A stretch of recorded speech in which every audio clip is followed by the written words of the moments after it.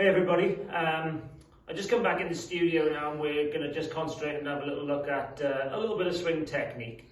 A couple of things that I get asked a lot about are, are we supposed to move off the ball?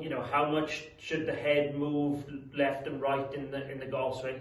And my first answer to this is that it's a motion where we're trying to project the ball in a given way, so we've got to create motion.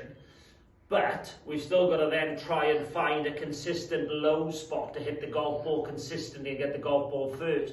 Where we get people coming in and we see people hitting behind the ball, hitting up on the ball, we see generally a lot of what we would call as lateral movement. So we see movement into these spaces, and then people have now got to make a split reaction to try and get back to the ball, which is very inconsistent. So little drill I get there, I'm just using the swing plate here, and sometimes what I get people to do here, and a drill I particularly like is, I get people to set up in posture with the club up across the shoulders and tip into, say, sort of 6 iron posture. And I just give them a reference of the fact that generally what I see is this sort of motion with the shoulders swinging on a very flat plane here, and then the body ending up looking way off the golf ball. Now, what I like people to see in this swing is I like people to feel that the left shoulder and the right hip and the right shoulder, if you think about this, go backwards, almost pretty instantaneous in the backswing. So we get this effect. So now you can see that the sternum, look, has only moved about sort of an inch, 2 inches in the head, just off the center point.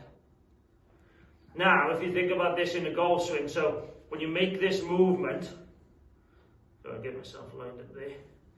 Now I'd want to see, look, I'd want to see the club going back, my left shoulder going down slightly. Now look, the arms move out and keep this nice depth and width in the backswing. Now it's easy to get back down to the ball. So I get people doing some simulation movements where I get them